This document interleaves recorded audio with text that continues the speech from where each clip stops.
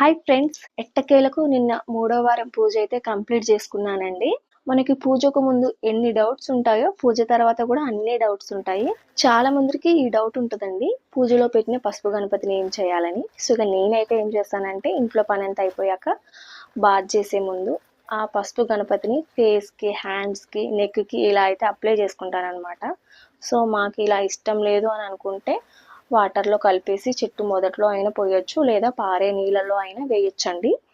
స్నానం చేసి వచ్చాక పీఠంపై వేసిన బ్లౌజ్ పీస్లోని బియ్యాన్ని అండ్ పసుపు గణపతి కోసం ప్లేట్లో పెట్టిన బియ్యాన్ని అయితే సపరేట్గా కవర్లలో పోసి ఇలా జాగ్రత్తగా పెట్టుకుంటున్నానండి. సో ప్రతి వారం అయితే నెక్స్ట్ పీఠం పెట్టిన ప్లేస్లో చుట్టూ పడ్డ రైస్, అక్షంతులు అవన్నీ హ్యాండ్తో దగ్గరకు అనేసి ఎత్తి పక్కకు పెట్టేస్తానండి. ఇవి కూడా నేను ఎవరు తొక్కే ప్లేస్లో అయితే వేయనండి.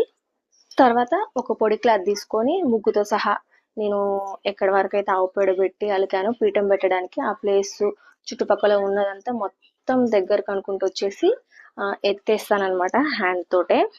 సో ఇక్కడ కూడా నేను చీపురు అయితే పెట్టాను అండ్ డస్ట్ ప్యాడ్ కూడా ఉపయోగించనండి, హ్యాండ్ తోటి పేపర్లోకి.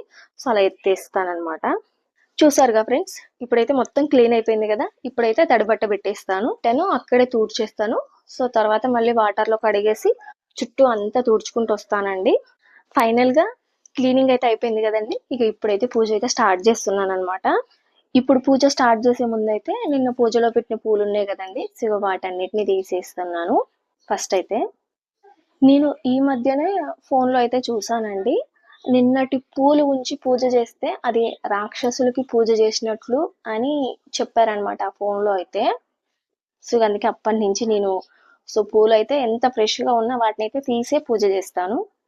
నిన్న పూజ చేసేటప్పుడే ఈ రోజు కోసం అని కొన్ని పూలు అయితే మిగుల్చుకున్నానండి. మనం పూజ చేసేటప్పుడు అయితే కంపల్సరీ బొట్టు ఉండాలండి. సో అందుకే నేను ఈ బొట్టు వచ్చేసి ఈ పూజలో లక్ష్మీదేవికి అయితే కుంకుమార్చన చేసుకుంటున్నాను. సో ఆ కుంకుమనే ధరించాను అనమాట. నేను ప్రతిరోజు ఆచమనం చేయనండి. సో కుడి చెవు పైన చేయి పెట్టుకుంటే గంగా గంగా గంగా అని కంటిన్యూస్గా అన్నాం అనుకోండి, సో అప్పుడు ఆచమనం చేసినట్లు అయింది అనమాట. సో నేను ప్రతిరోజు అలానే చేస్తాను. నిన్నంతా ఫాస్టింగ్ ఉండడం వల్ల ఈ రోజైతే పూజ సింపుల్గా చేసుకుంటానండి. సో అంత ఓపిక ఉండదన్నమాట. ఈరోజు నైవేద్యంగా అయితే అట్టి పండ్లు అయితే పెట్టుకున్నానండి. సో పూజ అంతా అయిపోయాక ఆ కలశంలోని వాటర్ని నాపై కొన్ని చిలకరించుకొని సో ఇల్లంతా చల్లేసి మా బావ కూడా అప్పటిలోపే స్నానం చేసేస్తే మా బావపై కూడా చల్లేసాను అనమాట. ఆ కలశంలో వేసిన కాయను తీసేసుకొని సో ఆ కలశంలోని నీళ్ళైతే మిగిలినవి చెట్టు మొదట్లో అయితే పోసి వచ్చేసాడు మా బావ అయితే. తర్వాత ప్రసాదాన్ని అయితే తీసుకున్నాను అనమాట. అండ్ మా ఆవ అయితే ఈ పిండి దీపాలను అస్సలు తినదండి, ఇక వాటిని కూడా పారే నీళ్ళల్లోనే వేస్తాము. సో ఫ్రెండ్స్, ఇప్పటితో నా ఫాస్టింగ్ అయిపోయినట్లే.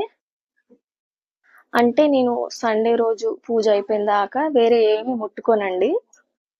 అందుకే ఇప్పుడు ప్రసాదం తిన్నాకనే ఈ పరిగడిపిన టాబ్లెట్ అయితే వేసుకున్నాను. సో ఇప్పుడు నా ఇష్టం, నేను ఏమైనా తింటాను. సో ఒకవేళ మీరు ఈ రోజు తినాలనుకుంటే ఇదంతా అయిపోయాక మీరు నాన్ వెజ్ కూడా తినొచ్చు అనమాట. నేనైతే తిననండి. ఇక ఇప్పుడైతే టీ తాగుతున్నాను ఫ్రెండ్స్. టీ తాగపోతే సో హెడ్ఏక్ లేస్తుంది. ఇక మా బావ అంతలోనే రెడీ అయ్యి ఆఫీస్కి వెళ్తుంటే సో ఈ పూజలోని నిర్మాల్యం అంతా మా బావకి ఇచ్చేసి పారే నీళ్ళల్లో వేయమని చెప్తాను. సో ఇదంతా అయిపోయేసరికి టైం అయితే నాకు 10-10:30 అవుద్ది అనమాట. సో అప్పటికే ఇక ఫుల్గా ఆకలిస్తుంటది. ఇక అందుకే నైట్ అన్నం అయితే పోపు పెట్టిన అత్తమ్మ, అదైతే తినేస్తున్నాను. నిన్న పెట్టుకున్న పీఠం, పూజలో వాడిన అంట్లు, పీఠంపై వేసిన క్లాత్స్ ఇవన్నీ వాష్ చేసుకుంటేనే మళ్ళీ నెక్స్ట్ వీక్ పూజకైతే మనం ప్రిపేర్గా ఉండగలుగుతామండి.